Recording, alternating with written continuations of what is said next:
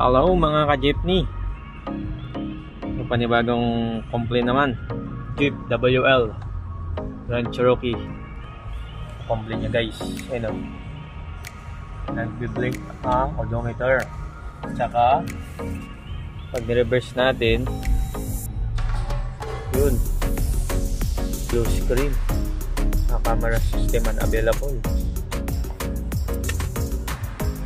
Ayan, tingnan natin sa tawagang computer kung ano ang problema. Yun, nakapula ang PAM, mag-assess or response.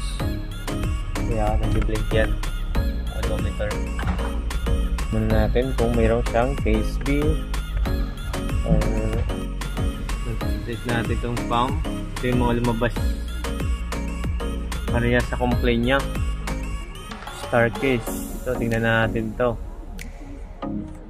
Okay, so yung star case nito, reset lang daw, tsaka run proxy. Yan, try nga natin. Reset natin. So guys, subutin natin to ng 5 seconds daw.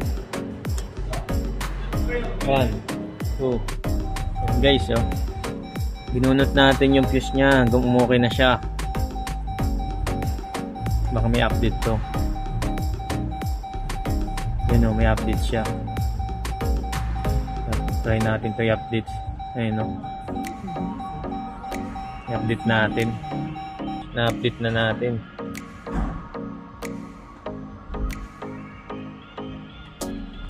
Tignan natin kung okay na siya.